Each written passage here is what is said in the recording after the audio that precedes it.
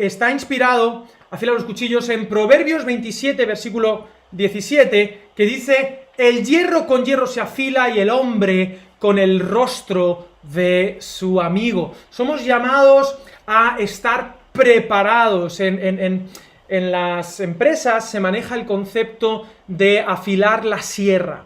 A veces perdemos mucho tiempo estando en automático en el trabajo y hacemos cosas que si pudiéramos parar a pensar y formarnos para hacerlo de otra manera, para ser más eficientes y eficaces, pues todo sería muchísimo más fácil. Si tú quieres cortar un árbol y tienes una sierra que está mellada, que está rota, que no está afilada, te va a costar el triple de esfuerzo que si invirtieras un tiempo en afilarla.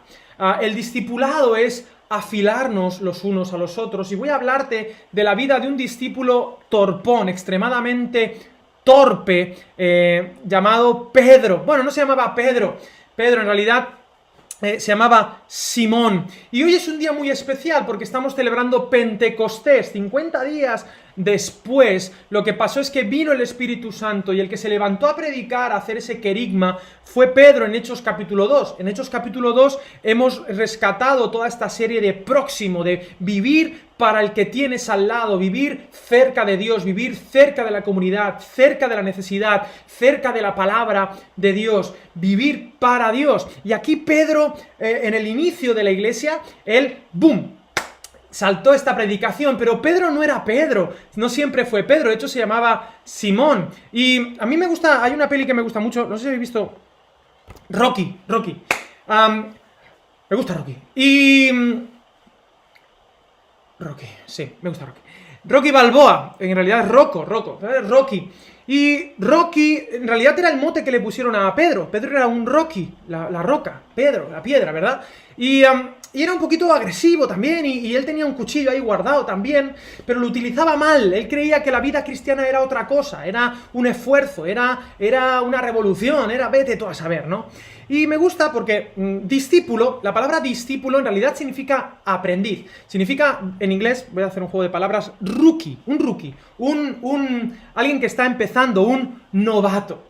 Y delante del Señor todos somos novatos. Quizá tú llevas años en el Evangelio, llevas años creyendo que sabes mucho, pero cuando uno está delante del Señor, uno se sabe, se reconoce un novato. Y necesitamos esta actitud de aprendices constantes, de aprendizaje continuo. Sin discipulado la iglesia está perdida, porque el discipulado era la prioridad número 1 de Jesús. Jesús invirtió muchísimo más tiempo en un puñado de personas que en las multitudes. Invirtió muchísimo más tiempo, fíjate, en enseñar a otros que en sanar, o en hacer milagros, o en proclamar. Qué importante es el discipulado. Tanto es así que Dallas Willard, un autor, filósofo, pastor bautista, que ya ha fallecido hace poco además, él tiene un libro que se llama La Gran Omisión, haciendo este juego de palabras de la Gran Comisión. Por tanto, id y haced discípulos, y lo hemos olvidado y hemos hecho muchas cosas. Hemos hecho el bien, hemos proclamado, estamos en comunidad, tal, pero lo que articula la vida de la iglesia es hacer discípulos. Somos alumnos. Y hay una pregunta que te quiero lanzar. Si eres alumno, entonces, ¿quién es tu maestro? Ahora, ¿por qué necesitamos ser discípulos de Jesús? Muchas veces en la vida nos preguntamos el porqué de las cosas. ¿Por qué? ¿Por qué? Y de hecho en esta situación ambigua que estamos viviendo, mucha gente se pregunta por qué. Pero honestamente yo creo, junto con Unamuno, que estoy leyéndolo bastante, él dice que el por qué está bien, pero lo más importante es el para qué. ¿Para qué? Y el sentido cristiano da un para qué. Un para qué. ¿Para qué la vida? Es lo más importante. Y es una cosa que a veces no podemos responder sin Dios. Sin eternidad no hay un para qué de para nada, un para qué último. Si tú eres un cuchillo, ¿para qué necesitas estar afilado? Si lo que quieres es estar colgado en un estante y quedar bonito, no necesitas estar afilado. Si solo quieres una espada para estos que se casaban antes, disfrazados de soldados, ¿verdad? Si solo lo quieres para disfrazarte, solo lo quieres por comodidad, el discipulado no lo necesitas. Si quieres afilar un cuchillo es porque va a cortar algo, es para hacer algo con tu vida. El discipulado es un para qué, y a veces eso va a implicar esfuerzo, va a implicar, a veces no, siempre, va a implicar esfuerzo, va a implicar sacrificio. Y el ejemplo lo tenemos aquí. Este tipo era un rookie, era alguien que no era conocido, estaba haciendo lo suyo, pero se entrenó muchísimo, no leyó muchos libros sobre boxeo, no, se puso a entrenar, a subir los escalones con la musiquita esa, y te animo a que hoy salgas a correr y te pongas la música de Rocky y hagas una oración. Señor, ayúdame a ser un discípulo como Rocky Balboa, ¿de acuerdo? Así que, bueno, debemos afilar la sierra y quitarnos de este modo automático de la vida. Y queremos ser discípulos. Yo quiero ser un discípulo de Jesús. Mateo capítulo 28, por tanto, id y haced discípulos. Yo debo ser un discípulo, pero la palabra discípulo tiene una raíz muy bonita, que es la palabra disciplinas. Disciplinas. Es imposible ser un discípulo de Jesús sin disciplinas. Y creo que hemos evitado el discipulado porque el precio a pagar es muy alto. Hemos preferido hacer otras cosas. Hemos preferido incluso a ser buenas personas, ser buenos ciudadanos, ser buenos cristianos, que esto es una gran paradoja, porque ser cristiano es ser discípulo de Cristo, que te identificas tanto con tu Maestro, que eres uno con Él. Jesús, el Hijo de Dios, invirtió la mayor parte de su tiempo en el discipulado. Pero qué terrible es que en la Iglesia ha olvidado este gran secreto del discipular. ¿Quién es tu maestro? ¿Y a quién estás enseñando tú? ¿Y qué estás enseñando tú? Cuando tú pones la palabra discipular en el Word, en el de Office, del ordenador, te lo corrige y pone disimular. Qué gran ejemplo, ¿no? Qué metáfora tan preciosa, qué parábola. Que cuando pones discipular en el Word, sale disimular. No existe en español el verbo que articula la vida de la Iglesia. ¿Cuál es la meta final de tu vida? ¿El para qué? Vuelvo a este tema. ¿Para qué, Rocky? ¿Para qué? ¿Para qué? Bueno, ¿cuál es? Si la meta es la comodidad, o tener más derechos, o tener más facilidades para vivir esta cortita vida de 70, 80 años que te quedan, pues bueno, hay unos objetivos que cumplir. Pero si tu objetivo es ser como Jesús, la prioridad es la formación de tu carácter. El ser como Jesús, Romanos capítulo 8. Y por lo tanto, todo lo que tienes que hacer y tus decisiones tienen que girar en torno a si esto facilita mi seguimiento de Jesús o no. Y hay veces que la comodidad, hay veces que los derechos, hay veces que el estar tranquilo y a gusto, hay veces que la falta de problemáticas son un problema para tu seguimiento de Jesús. Honestamente, la Iglesia Occidental, una de las grandes lacras que ha tenido, una pandemia de la Iglesia Occidental, ha sido su comodidad. Que no ha habido que pagar un precio para ser un seguidor de Jesús. Puedes hacerlo como parte de tu vida, pero no tu vida, y no pasa absolutamente nada. Lo importante es la formación de carácter, y la formación de carácter pasa sí o sí por las disciplinas. Si quieres aprender de un maestro, necesitas asumir y asimilar las disciplinas que ese maestro te propone e identificarte con él, seguir su escuela. Y hay tres cosas que tenemos como factores de crecimiento de las disciplinas, y las quiero ya, son 3 P's: palabra, personas y problemas o pruebas. Estas 3 cosas son factores de crecimiento si tú decides ser un discípulo de Jesús. La palabra de Dios es fundamental. La palabra, estar ahí conectado con Él, porque si no, seguirás otros libros. He estado a punto de hacer este directo en mi librería abajo, porque todo el mundo seguimos a alguien, todo el mundo tenemos libros que son nuestros libros de cabecera, nuestros libros que están aquí en nuestra cabeza y con los que juzgamos todo lo demás.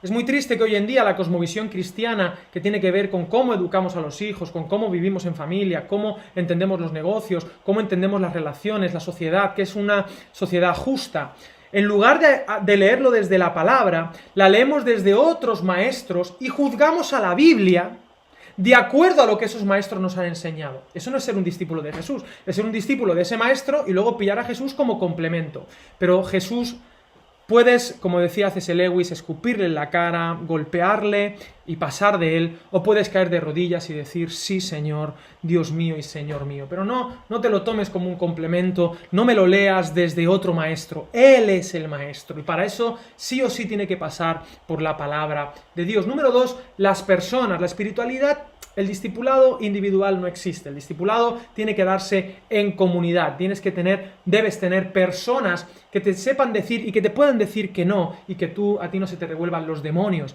Debes tener personas que te digan, oye, no lo has hecho del todo bien, y que no pase nada y que te lo tomes como un factor de crecimiento. Y número 3, las pruebas, los problemas, todo eso que rechaza la sociedad de bienestar, justamente son factores de crecimiento. Como decía Freud, he sido un afortunado en la vida, nada me ha sido fácil. Y esto es positivo porque te hace crecer y te hace más libre, no menos. Cuanto más dependes de los demás, menos libre eres en un sentido. Cuanto más dependes de estructuras. En cambio, cuanto más te empoderas, y hoy en Pentecostés esto es fundamental, como Dios nos empoderó para hacernos libres, no nos evitó problemas, pero sí que nos empoderó para sacar la mejor versión de nosotros. Porque si no, mucha gente envejece, pero no madura. Esto es terrible. Hacerse mayor y no madurar. Y la madurez tiene que ver con responsabilidad. La madurez tiene que ver con discipulado, con disciplinas. La madurez tiene que ver con paternidad, con maternidad. La madurez tiene que ver con hacerse responsable de otros. Id y haced discípulos. He ahí uno de los secretos de la madurez. No la edad, no los años, no el dinero, no. La responsabilidad. Continúo. Es importante, con la palabra, con las personas y los problemas, que el objetivo es cambiar tu manera de pensar. Dice Romanos 12:2, que no os conforméis a este mundo, sino transformaos por medio de la renovación de vuestro entendimiento, para que comprobéis cuál es la buena voluntad de Dios, agradable y perfecta. Y la buena voluntad de Dios es que seamos como Jesús. Y todo lo que hacemos, si amamos a Dios, nos ayuda para el propósito de Dios, que es ser como Jesús. Así que agárrate a la palabra para tener buena información y no depender de otros libros o de Facebook o de lo que sale en Internet, y no juzgues la Biblia con el Internet, sino al revés. La verdad te liberará, pero antes puede hacerte sentir un miserable. Esto es importante. Y ahora sí, quiero ir a la vida de Pedro, de este Rocky que tenemos, nuestro Pedro. Todo comienza, y voy a dejar todo aquí, pero todo comienza en Marcos 1:16, cuando Jesús llama a Pedro, como nos llamó a ti y a mí. Andando junto al mar de Galilea, vio a Simón y a Andrés, su hermano, que echaban la red en el mar, porque eran pescadores. Estaban haciendo su trabajo. Todos nosotros estábamos en nuestra vida en automático, pescando o haciendo lo que sea. Pero Jesús les dijo, versículo 17, venid en pos de mí, y haré que seáis pescadores de hombres, y dejando luego sus redes, le siguieron. Yo quiero decirte una cosa. Si Jesús es un fraude, lo que hicieron estos dos hermanos, Simón y Andrés, es una tontería. Lo dejaron todo por seguirle a él. Por un sueño, por una quimera. Pero si Jesús no es un fraude, si Jesús es el Hijo de Dios, si Jesús es la salvación y esperanza del mundo, lo que hicieron fue el mejor negocio de su vida, tomaron la ganga. Si Jesús te ha llamado, dile que sí, aunque no lo entiendas todo, dile que sí, porque es que es una ganga cósmica. La vida de seguimiento de Jesús, el discipulado de Jesús, vale la pena. ¿Cuánto cuesta? No importa cuánto cueste, si cuesta 1.000, 2.000, 10.000, 15.000 o tu vida entera, sigue siendo una ganga cósmica que Jesús sea tu maestro. Así que número 1, para el discipulado, para seguir a Jesús, tienes que decirle sí a Jesús. Pero número 2, Jesús cuenta con tu imperfección. Dice el versículo 8, capítulo 8, versículo 28, en el centro del Evangelio de Marcos, salieron Jesús y sus discípulos por las aldeas de Cesarea de Filipo, y en el camino preguntó, ¿quién dicen los hombres que soy yo? Y ellos respondieron, uno Juan Bautista, otros Elías. ¿Quién es Jesús? Un maestro, taca, taca, taca, taca. Y vosotros, pregunta Jesús, ¿quién decís vosotros que soy yo? Respondiendo Pedro dijo, tú eres el Cristo. Tú eres el Cristo. ¡Fua! ¡Qué discípulo! Tenía clarísimo. Tú eres el Cristo. Bienaventurado eres, Pedro, le va a decir en Mateo y en tal. Pero no se lo digáis a nadie. Pero es que, y aquí lo dejamos, pero si sigues leyendo en el versículo 31, comenzó a enseñarles que le era necesario al Hijo del Hombre padecer mucho. El Evangelio no solamente es una buena noticia, sino que esa buena noticia va a llevarte a pagar un precio. Entonces, dice que Pedro le tomó aparte y comenzó a reconvenirle, oye Jesús, esto de que te vas a sufrir, esto cuidado, esto de seguirte, yo pensaba que esto iba a ser todo jauja, iba a ser gloria en gloria y vamos así y tal. No, a veces una causa va a implicarte un precio alto que pagar, porque en realidad entiendes que la eternidad está por encima de lo temporal. Pero, versículo 33, pero él volviéndose y mirando a sus discípulos, reprendió a Pedro diciendo: quítate de delante de mí, Satanás, porque no pones la mira en las cosas de Dios, sino en las de los hombres, en las de los hombres. Y qué fuerte esta idea de quítate de delante de mí. O sea, primero dice tú eres el Cristo y se lo ha revelado el Padre, y luego lo llama Satanás. Satanás. El discipulado dice muchas verdades también detecta tu maldad, y es importante que uno aprenda que el discipulado no es solo acariciarle el lomo a la gente. Y cuando Jesús detecta una ideología diabólica en Pedro, él lo llama por su nombre.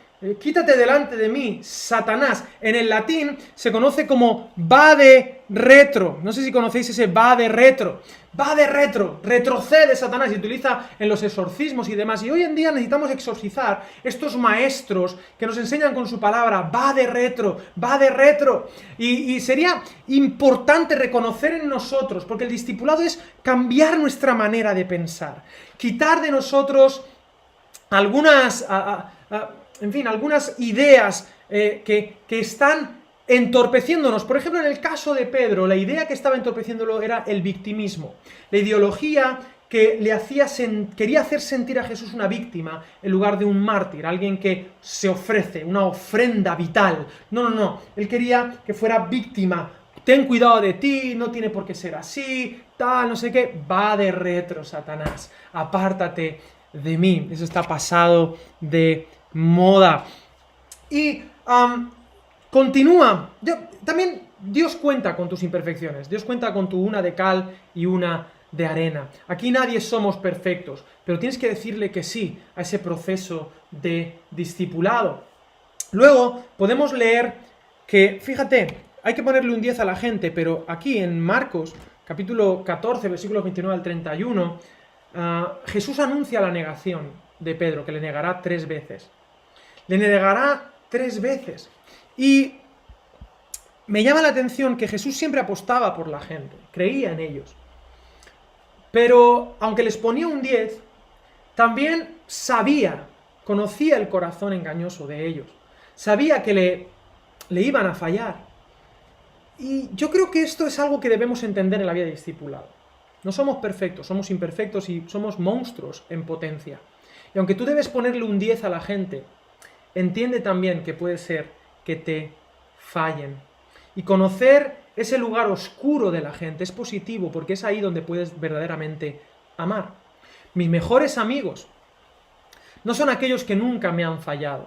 Y yo me considero un buen amigo de personas, pero no porque no les haya fallado, sino que mis mejores amigos son aquellos que saben lo malo que puedo llegar a ser y aún así me aman. ¿Tienes esa clase de relaciones? ¿Tienes personas que han conocido tu lado oscuro y aún así te aman?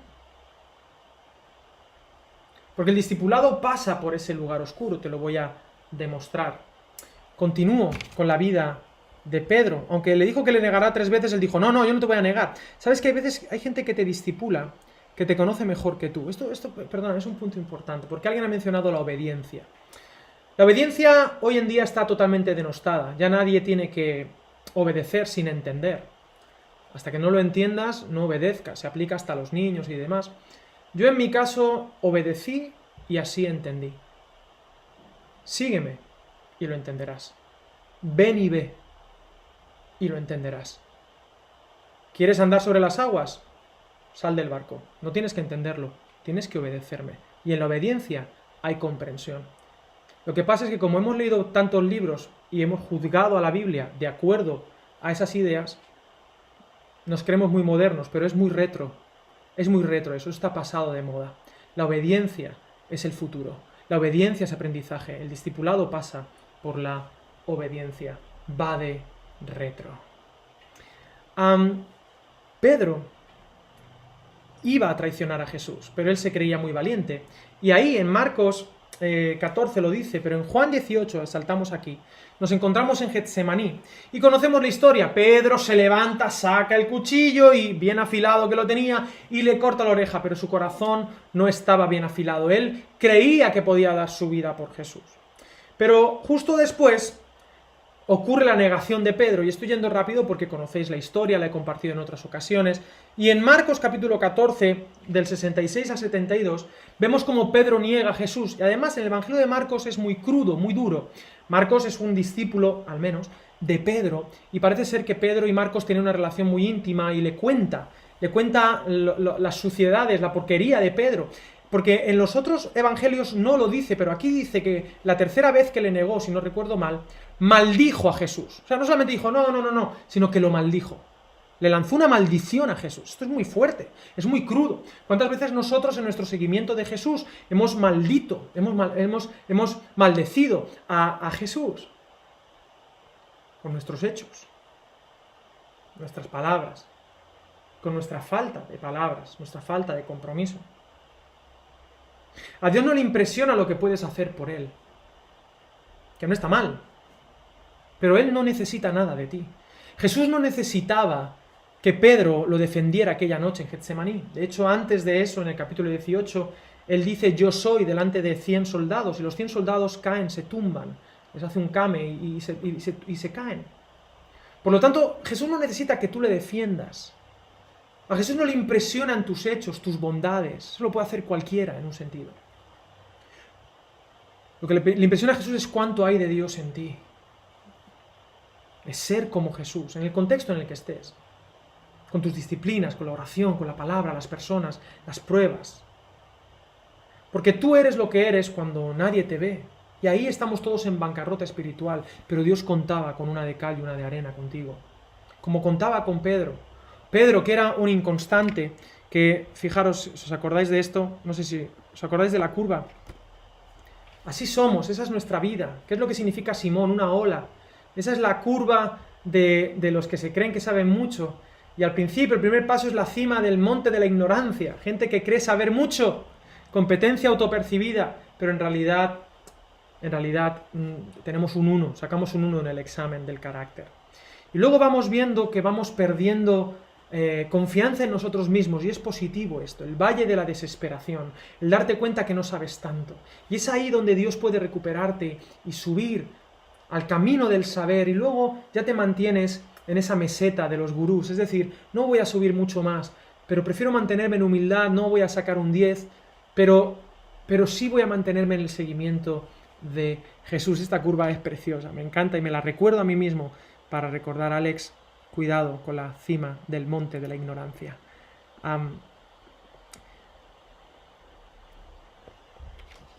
Palabra, personas, pruebas o problemas. Ahí está Pedro, que ha negado a Jesús. Pero hay un dato muy bonito, que está, creo que lo he puesto aquí, sí, en Lucas 22, capítulo 61. Aquí hay un detalle, y es que cuando le traiciona por tercera vez y suena el gallo, dice Lucas, el 60 voy a leer y luego el 61, Pedro dijo, hombre, no sé lo que dices, y enseguida, mientras él todavía hablaba, el gallo cantó. Entonces, vuelto el Señor, miró a Pedro, y Pedro se acordó de la palabra del Señor que le había dicho, antes que el gallo cante me negarás 3 veces. Y Pedro, saliendo fuera, lloró amargamente.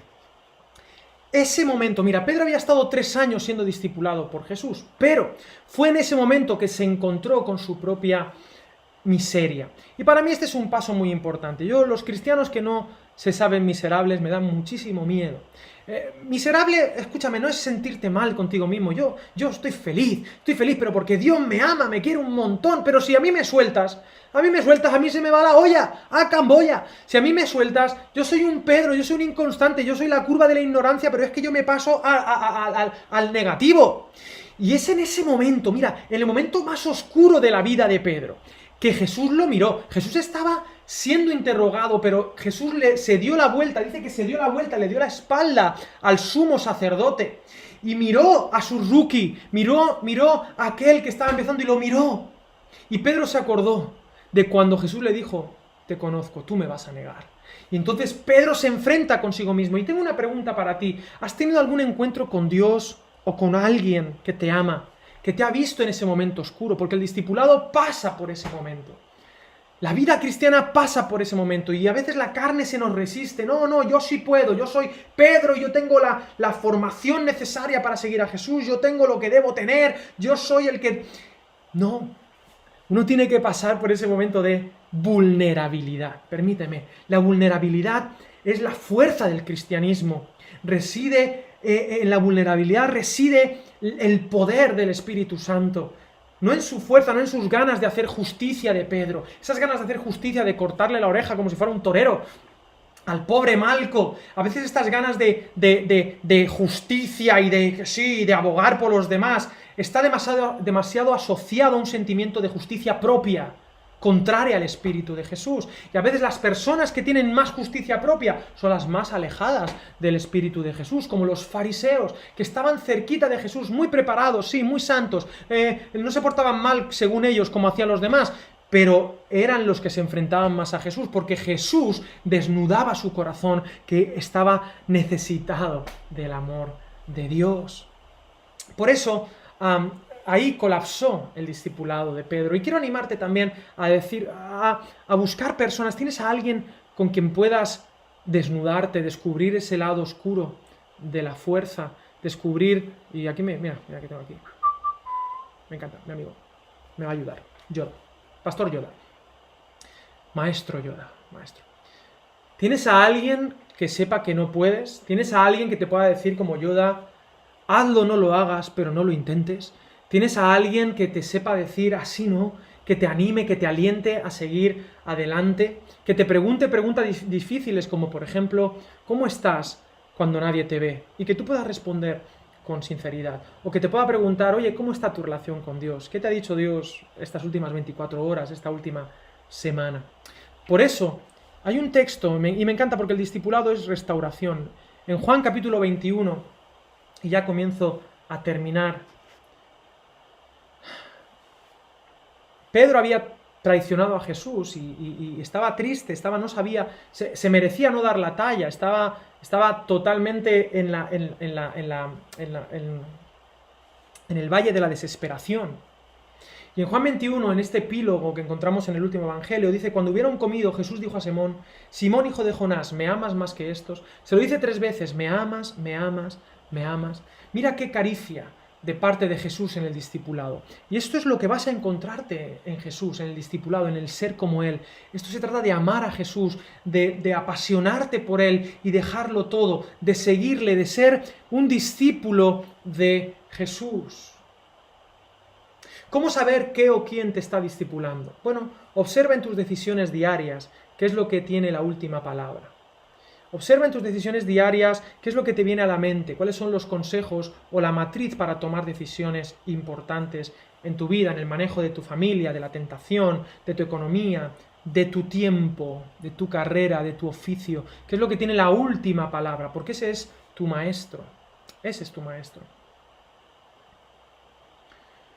¿Cómo saber qué te está discipulando? ¿Desde dónde te miras? ¿A quién te comparas? ¿Como quién quieres ser? Pablo decía, sed imitadores de mí, como yo lo soy de Cristo. Obviamente nos tenemos los unos a los otros, pero en última instancia tenemos a Jesús. En Internet, las horas que pasamos en Internet, ¿cuál es tu fuente de información? ¿Quién es tu maestro? ¿De quién te fías? ¿Qué te está discipulando? Y mucho cuidado con los Jesuses que se están inventando a imagen y semejanza del siglo XXI. Mucho cuidado con ese Jesús. Ese no es Jesús. El Jesús de los evangelios es indomable y no encaja en ninguna ideología. Sospecha de todo aquel que quiera presentar a un Jesús solamente actual. Tienes personas que te pueden decir que no, sin miedo, que estás equivocado, que tienes un alien y que necesitas renovar tu manera de pensar y puedes obedecer. ¿Eres capaz de hacer algo simplemente por obediencia, como se hace en el ejército, que por eso existe estas estructuras, para en tiempos de crisis actuar simplemente por obediencia, porque no hay tiempo? No hay tiempo. La misión está ahí. ¿A quién estás siguiendo? Porque todos seguimos a alguien. ¿De quién eres discípulo? Porque quiero decirte que tú eres discípulo de alguien sí o sí. Estamos haciendo discípulos de la vida. Un discípulo no es un discípulo que hace una carrera. No. Seguir a un rabino era vivir con él, estar con él todo el tiempo, empaparse de su manera de vida. Es un estilo de vida. Porque la vida cristiana es básicamente una comunidad de discípulos. Y yo quiero invertir mi vida en hacer discípulos. Hace poco, ya lo he dicho, pero voy terminando con esto. Hace poco una persona, yo le dije, ¿qué me preguntarías dentro de 50 años? Y él me dijo, yo te preguntaría, ¿dónde están tus discípulos? Y yo quiero responder a esa pregunta. Yo quiero ser un discípulo de Jesús, imperfecto como Pedro, con mis curvas, ser un Rocky, cansarme, recibir golpes, ir al ring, dejar de teorizar como los que saben mucho de fútbol, pero luego les das una pelota y no saben si son zurdos o derechos. Salir al campo a jugar, salir al ring a pelear, a golpear, y a ser golpeado también. Está bien. Ser Rocky, ser Pedro, equivocándonos. Pero es muy interesante que este Juan 21, cuando Pedro es restaurado por el amor de Dios en discipulado, en transparencia, en vulnerabilidad, una iglesia donde podemos hablar de corazón a corazón. Cuando tú pasas página en la Biblia y vas a Hechos capítulo 2, que estamos celebrando hoy el día de Pentecostés, el que se levanta es la roca, es Rocky. Es el que se levanta a predicar el Evangelio y perseveraban y partían el pan y todo eso ocurre en el capítulo 2, pero porque Jesús invirtió en un hombre imperfecto, invirtió en una persona que a pesar de los pesares se dejó enseñar, porque una característica fundamental del discipulado es la humildad. ¿Sabes que una característica del discipulado es también saber que no sabes? Dios cuenta con tu torpeza. Para ser un discípulo hay que ser un ignorante. Si no eres ignorante, si lo sabes todo, si eres un sábelo todo, no puedes ser discípulo de nadie. Un sábelo todo no es discípulo de nadie. Humildad, vulnerabilidad. Y aprendamos. ¿Quién es tu maestro? Uy, perdón, es que voy al revés. ¿Quién es tu maestro? Que pasemos página como Pedro, que aprendamos a vivir página tras página y lleguemos a Hechos capítulo 2, a un día como hoy, para empoderarnos del Espíritu Santo y comunicar el mensaje. Sin vida de discipulado no hay cristianismo. Jesús invirtió en ese puñado de personas y fueron ese puñado de personas que transformó todo el imperio romano. Así que te animo a esforzarte, cuidado con lo retro, está pasado de moda, hay tantas cosas pasadas de moda. Jesús es el futuro. Sigue a Jesús, es tu futuro está en Jesús, lo demás va de retro. Apártate de mí, Satanás. Y luego este factor de crecimiento, que aquí todo lo retro, palabra, personas y problemas. Así que afila los cuchillos, déjate afilar por Jesús. Permite que tu vida la cuente Jesús. Sé un discípulo y deja atrás lo que debas dejar en el nombre de Jesús. ¿Qué te está diciendo Dios? ¿Qué te ha dicho Dios?